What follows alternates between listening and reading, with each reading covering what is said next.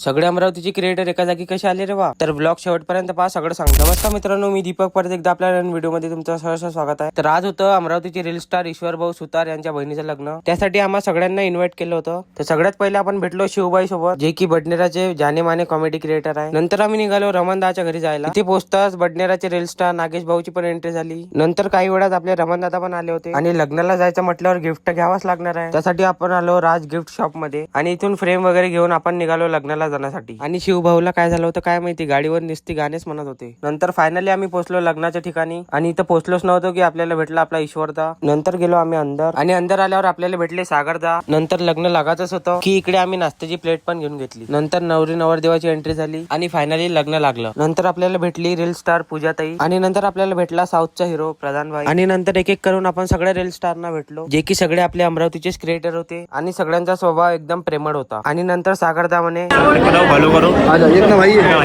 आणि नंतर जेवायला निघालच होतो की पाणीले ताकद नाही येत होतं. नंतर नागेशदा सोबत दहीवडा खाऊन आपण निघालच होतो. तेवढ्यात आपला साऊथचा हिरो आला आणि आपल्याला गुलाबजामुन चारला. आणि नंतर इकडे सगळ्या अमरावती क्रिएटरची मीटिंग चालू होती. आणि नंतर कसं तरी पाणी कमी झालं आणि आपण निघालो घरी जाण्यासाठी. आणि हा आजचा अमरावती क्रिएटर वाला ब्लॉग तुम्हाला कसा वाटलाय कमेंट मध्ये नक्की सांगा. भेटूया अशाच एका नवीन ब्लॉग मध्ये. तोपर्यंत जय अमरावती, जय बडनेरा.